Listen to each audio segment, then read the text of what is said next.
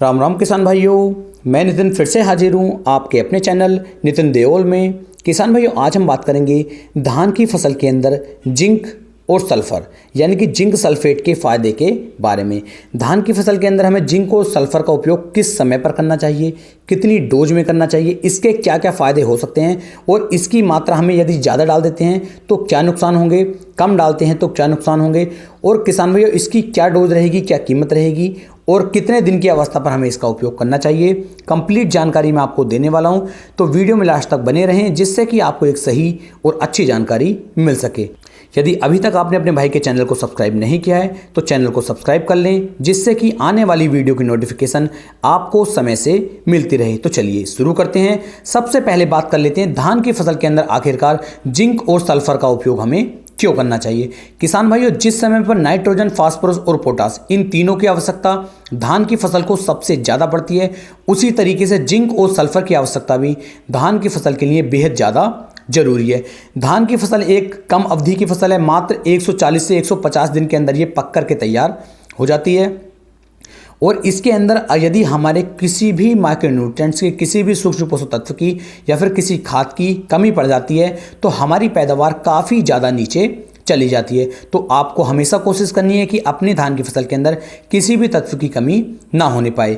जैसे कि जिंक की बात चल रही थी, यदि जिंक की कमी धान की फसल के अंदर आ जाती है तो हमारी धान की फसल के अंदर एक बहुत ही भयंकर रोग होता है जो ज़्यादातर लग जाता है, जिसे बोलते हैं खैरा रोग। और खैरा रोग जो लगता है वो धान की फसल के अंदर जिंक की कमी के कारण आता है। तो जिंक तो आपको एक बार धान की फसल के अंदर डालनी पड़ेगी यदि आपको अपनी फसल को पूर्णतः अच्छी तरीके से रखना है। उस कंडीशन में बात कर लेते हैं सल्फर की। यदि सल्फर की कमी खेत के अंदर आएगी तो इससे प्रोडक्शन कम हो जाएगा, पैदावार कम हो जाएगी, साथ साथ टिलरिंग कम होगी, दाने का भराव अच्छी तरीके से नहीं होगा और फसल आपकी लगातार पीली पड़ती चली जाएगी। तो सल्फर की कमी के कारण ये भी आपको दिक्कत देखने को मिलेगी।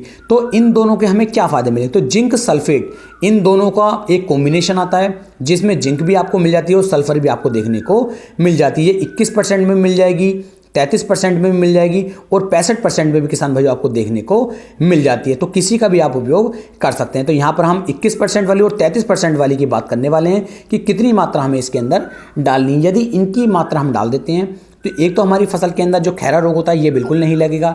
टिल्डिंग हमारी फसल जो है शुरू से ही लेकर के चलेगी, कल्ले अच्छी तरीके से बनाएगी और हमारी फसल की जो पैदावार होगी किसान भाइयों वो भी काफ़ी शानदार और अच्छी होकर के चलेगी। तो अब बात करते हैं 21% वाली जो हमारी जिंक सल्फेट आती है, इसका उपयोग हमें किस समय पर करना है। तो जैसे ही मान लीजिए आज आपने धान की रोपाई कर दी, धान की रोपाई करने के लगभग 1 से 2 दिन के बाद आप जो है जिंक सल्फेट का उपयोग कर सकते हैं। और यदि आप चाहें तो धान की रोपाई करने से 1 दिन पहले या फिर 2 से 4 घंटे पहले भी आप इसका उपयोग कर सकते हैं, क्योंकि जब आप धान लगाएं, जब तक धान जो है जड़ अच्छे से ना पकड़ ले तब तक आपको इसे नहीं डालना चाहिए। तो धान की लगाई के 3-4 दिन बाद भी अगर इसे डालेंगे तब भी अच्छे रेट आपको निकाल करके देगी।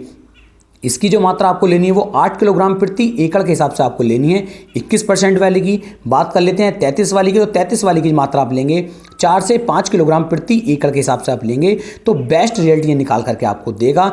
एक बात का आप हमेशा ध्यान रखें, कभी भी DAP हो या फिर SSP हो, इनके साथ आपको जिंक सल्फेट को मिला करके उपयोग नहीं करना है, क्योंकि यदि आप इनके साथ मिला करके उपयोग करेंगे तो आपको सिर्फ नुकसान देखने को मिलेगा, कोई भी फायदा किसान भाई आपको देखने को नहीं मिलेगा। तो इस बारीक सी बात का आपको ध्यान देना है और खेत के अंदर नमी बना करके रखें, पानी चला करके रखें, जिससे कि और भी अच्छे रेट किसान भाई आपको देखने को मिलते रहें। तो उम्मीद है ये वीडियो आपको काफ़ी ज़्यादा पसंद आई होगी। वीडियो अच्छी लगी हो तो वीडियो को आप शेयर भी कर सकते हैं।